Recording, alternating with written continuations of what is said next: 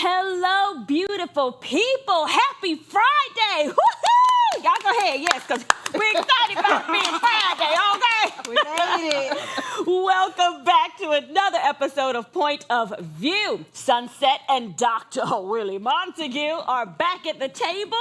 Yes, ready to dive into today's hot topics. Coming up on today's show, have you ever heard of polyworking? That's juggling multiple full-time jobs. And guess what? It could actually get you fired if it breaks company rules. Wow. We've got all the details for you, so stay tuned. Plus, don't miss Girlfriend's Guide and Unpopular Opinion coming up later. So come on in, join the discussion. You're watching POV.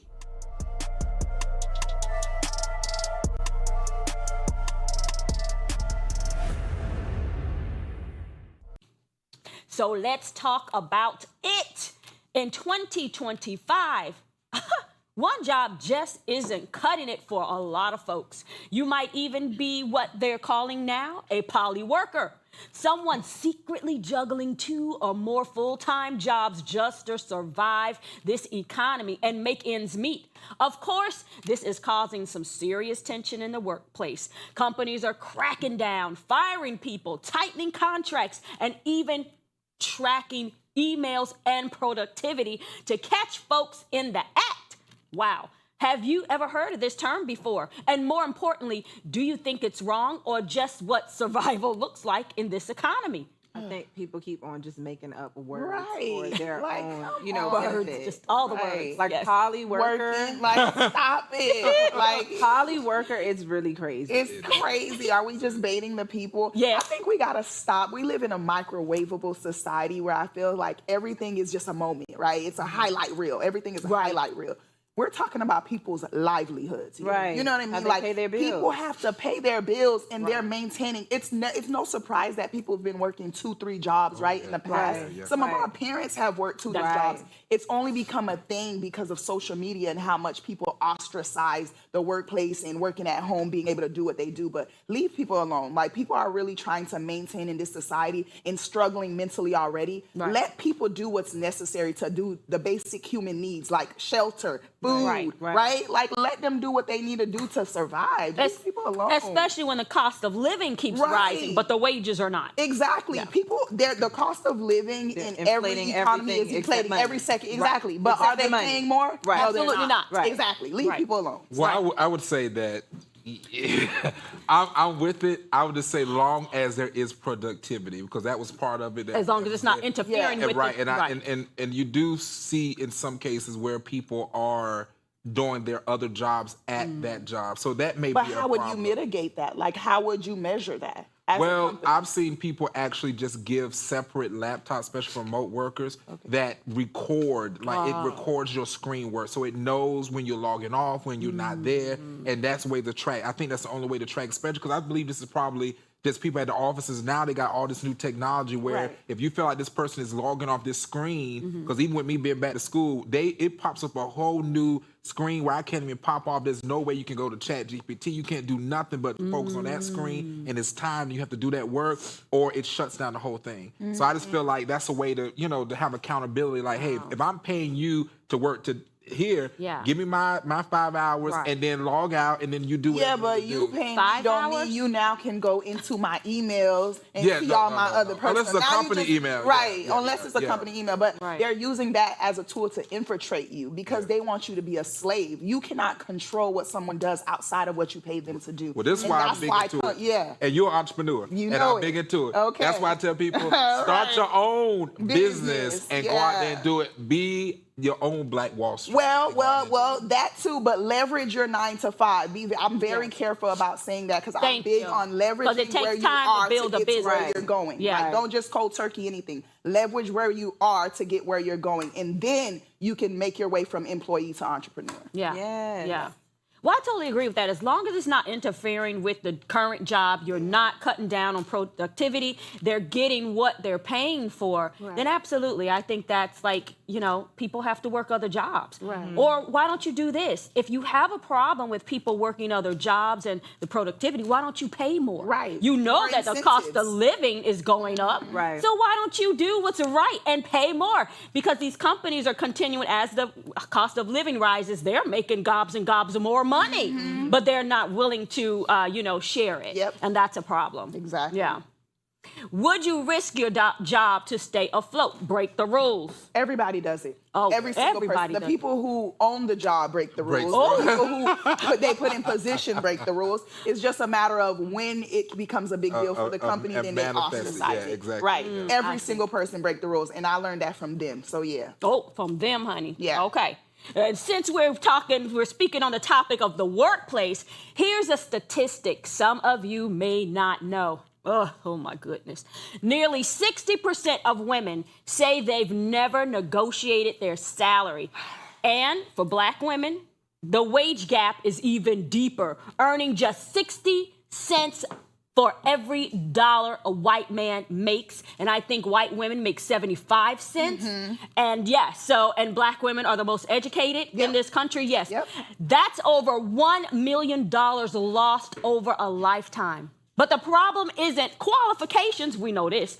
Black women are showing up, working hard, and still walking away with less. Some say it's fear of backlash. Others point to the workplace discrimination, lack of pay transparency, and the pressure to just be grateful. Hey, Black woman, be grateful you got a job. We hired you, didn't we? Okay, but it's the real issue that we're not asking, or that when we do, we're told no. Yep.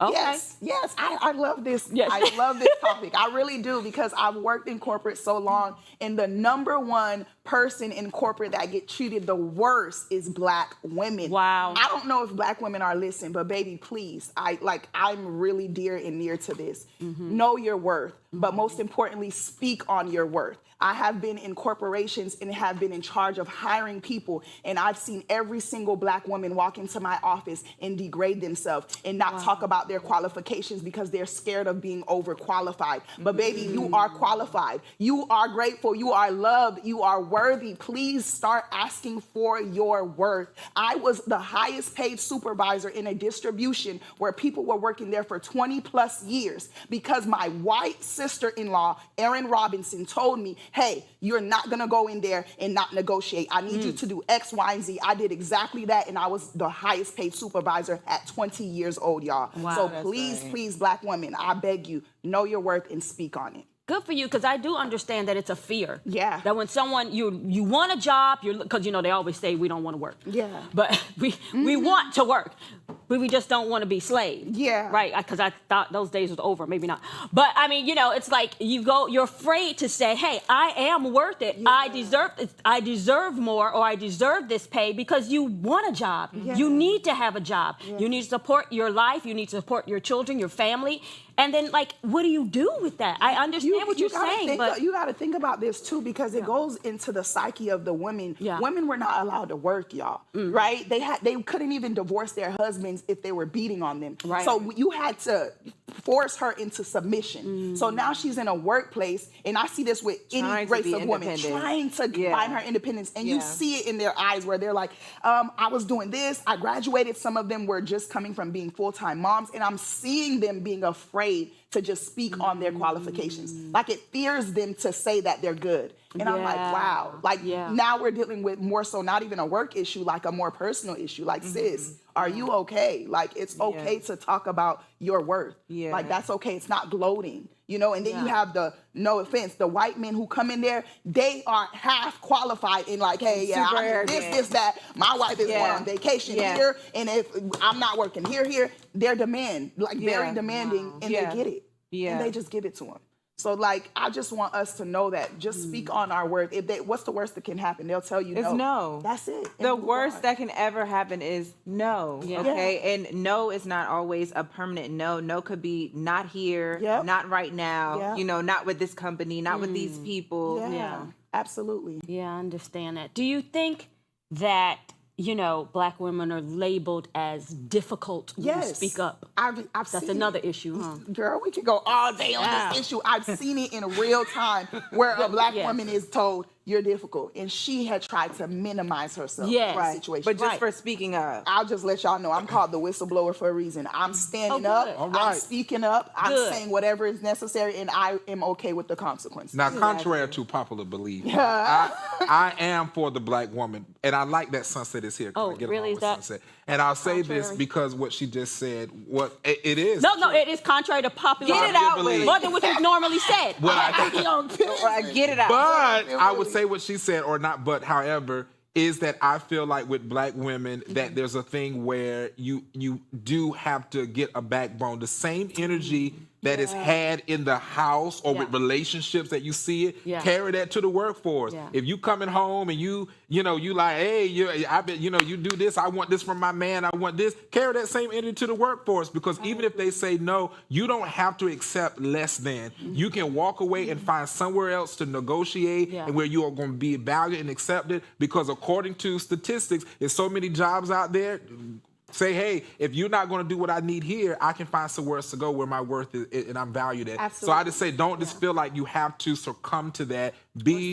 Or settle. Go out there and make it happen, whatever works. But you're saying there's a lot of jobs, but we talked at the top of this week that so many Black women are becoming jobless. That means losing jobs. Right. So I said that in sarcasm to say that since they're saying there is so many things that is available, then you go out there and you do those. But if not, negotiate where it is. I don't really think that is that many jobs being lost. I really don't think that. I hope you're right. I don't. I really don't. We got to come back to this. This is a good topic. We have to take a quick commercial break. But don't go anywhere. Girlfriend's Guide, an unpopular opinion, is coming up right after this. So stay tuned. You're watching POV.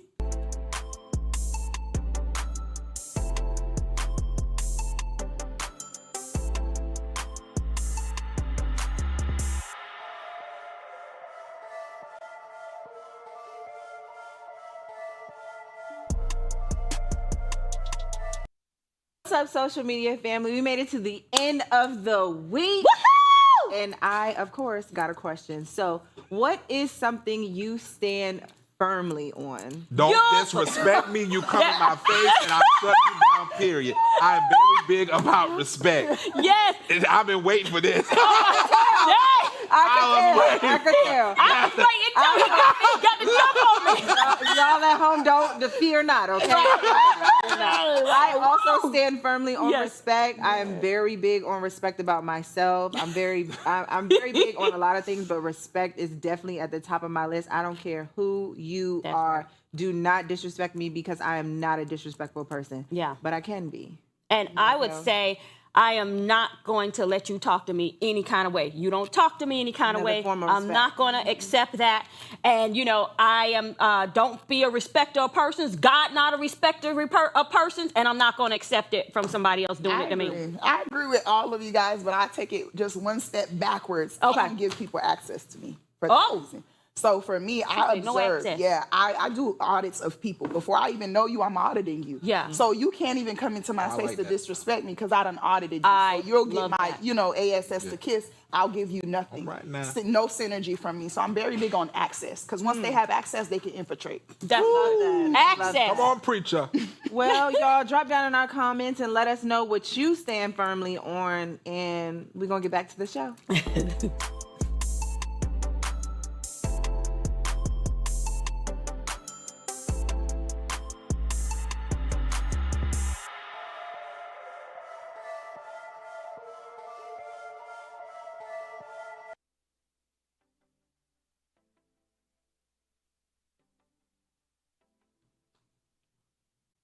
Welcome back. Now it's time to get into all things love, life, relationships, and everything in between.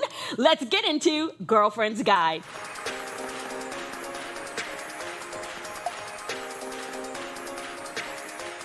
Okay, this one's very interesting. Ladies, the next time you're on a first date You might want to add this to your list of questions. Did you grow up in a two-parent household? I asked that. Because depending on his answer, it might explain a whole lot. It does. Research shows that men raised without their father are twice as likely to struggle with emotional regulation, commitment, and maintaining long-term relationships. I know it's not just daddy issues. This is about attachment, trust, and emotional survival. So the real question is, if no one ever showed him how to love or lead, how does he learn to show up for someone else? Lord, I'm triggered. I've been triggered all week. It's too much. This is too much. Okay, so I'm like 50-50 with this. I do feel like, you know, it is important to talk about, you know, your parents in the beginning stages of dating. Yeah. But I also don't feel like it's 100% true that a man can't learn to be a man without their father being there. Okay. Like, I know that it's said that, oh, your father needs to be there so that he can show you how to do this, that. What if your father ain't nothing? How you gonna learn to be something from someone even who father wasn't there, or who father also wasn't nothing? Yeah. You get what I'm saying? So I feel like it's like a mother can't really raise a man to be a man entirely. No, but she can teach that young man respect. She can teach him how to treat a woman. Yeah. She can take it as far as she can until he grows up and is old enough to make his own decisions in life and go through his own trial and error. But what about the mom being there and she's teaching him how to take care of her? I would think that would translate into him being able to take care of other women. So let me tell you. It doesn't? Okay, thank you. Let me know what's up. I work with boys ages 7 to 17, and I can tell you that when you have an absent father, it is very apparent when you see them grow up past those ages. Now, what I'll tell people is, as Junior just said, you may not have the father, your father, because my father was not present. I'm trying to be nice. My father was not present. And so because he was not present, and now my mother did all she do, but I learned at a young age, not from my mother, but because I had to grow up, that I wasn't going to put up there and be like, oh, happy Mother's Day and Father's Day to my mother. But what I did is realize that I needed to seek what I was looking for. So I looked to the churches, I looked to the community where there was other male figures that could help me to become what I needed to become. Because at the end of the day, there are just two different genders. I don't care what y'all say. And there is male and female. And there is two different, don't do it. There's two, look at me. Look, I felt that cut on my throat. Right. But I would say that. But that was respect. Okay. Yeah. In your own opinion. In my own opinion, which is right. Right. So then, which is questionable. Go ahead, Will. Young people. Anywho. You're both pretty. That was a diffusing the situation. So I would say this, that we do need to get back to the structure of that. Whether the mother and father are ever going to get back together or whatever, that's not the point in case. Is men need some form of male role model, a father figure, a mentor. They need it. And I work with these boys. I'm telling you that it's hard out there. These boys are crying. I tell this story now, just moving on. It was this boy that never could enter. His father was around. He was not present. Yeah. All he wanted, it drew anger. He ended up in a program where that's how I met him when he was 15 years old. One day when he graduated, he was turned like 19. He came to my house, he was putting on worship, and it came to my spirit to tell him, tell me what you want to tell your father. And he started just speaking all this stuff that he was feeling in there. And he never was an emotional person. He broke down and hugged me and cried like a baby. And he said, thank you, Pastor Josh, my middle name. Thank you for doing that. He said, because I didn't know I needed to tell my father this, and he couldn't. So they need to be able to have this connection to another male figure, and that's it for me. Thank you, Willie. That's good. Agree. In order to be a man, you got to see a man. Yeah. Well, you have to know how to model it. Yeah. And you need to see that. You have to see it. Like, you genuinely have to see it. A mother cannot replace a father. I'm very big on that. Men are needed and women are needed. If we didn't need it, God wouldn't give us two genders. And that's as simple as it gets. A woman cannot raise you to be a man. She can raise you, like Junie said, to be respectful, to be courteous, to be polite, to have manners, right? To be a decent human. To be a decent human. But after that, that's where the baton is handed to a man. He has to see a man, whether that be like Willie said, in a community, right?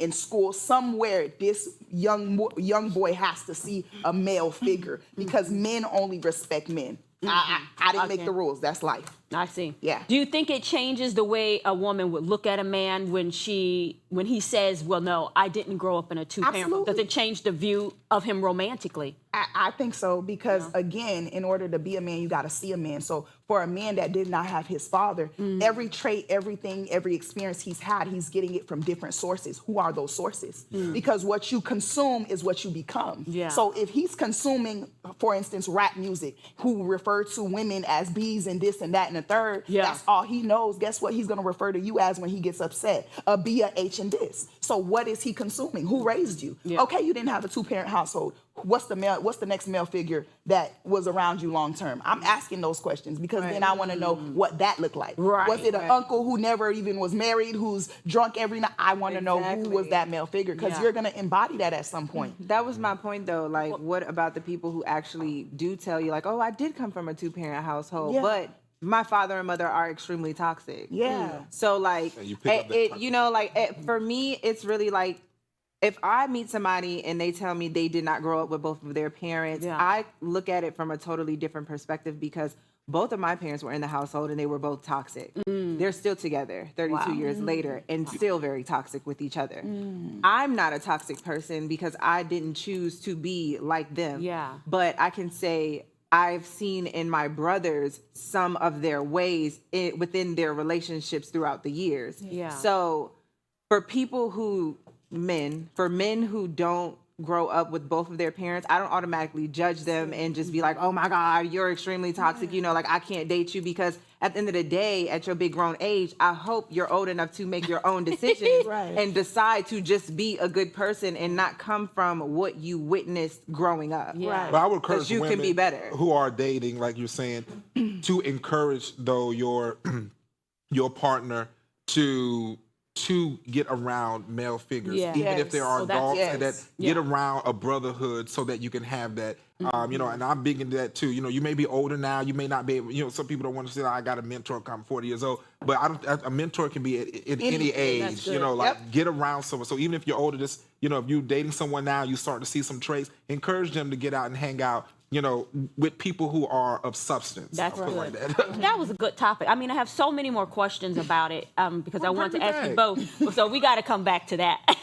Moving on to our next segment, where things might get a little spicy, darling. We don't always see eye to eye here. I mean, we know that. And that's the whole point. So it's time for Unpopular Opinion.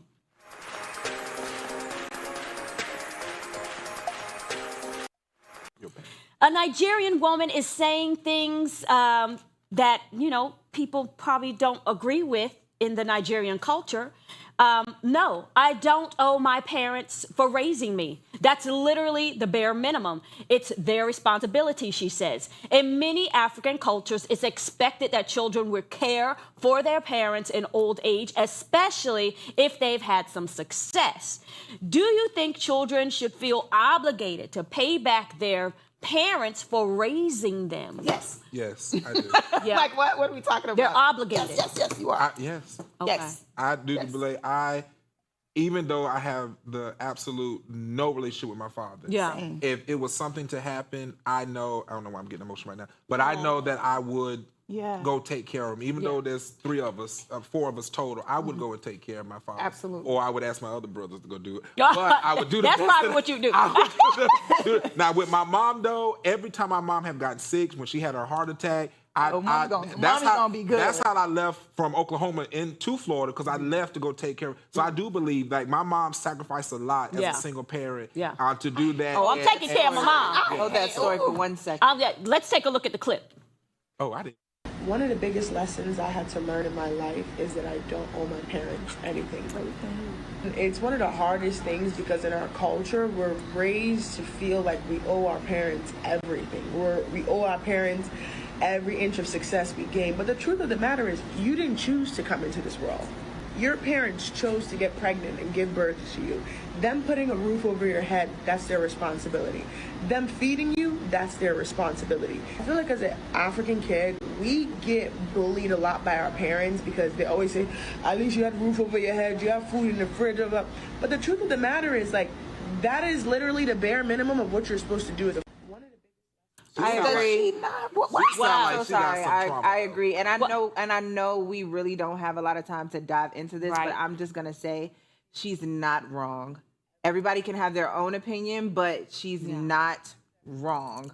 Well, I kind of feel like you don't owe it. You're not obligated because, again, like she said, you didn't ask to come here. So when you're obligated and when you're saying that you owe it, it's almost like there was a contract, but there was no contract. I didn't know this was happening. I didn't know, right? But I do think respect is important. Now, how owe you? And I didn't know about my mom. I want to take care of my mom not because I feel obligated, because she loved me. Because she took care of me. Yes, it's in my heart. It's the word. Because she did Don't that. let them wordplay, you right. guys. Like, let's because not let them wordplay. That's my mom. She loved me first. I love her. And I have decided that that's what I'm going to do. I'm going to take care of my mom. But it's a choice. And I prefer that it be a choice than for me to feel like I'm obligated, because then it becomes transactional, not out of love. I'll say this before we go. I just think that she's this trauma based. I don't think it was about her feeling obligated. It was just trauma. Oh, y'all, I'm supposed to rap. I'm sorry. Today's show, we're rapping. But before we leave, let's leave you with this quote.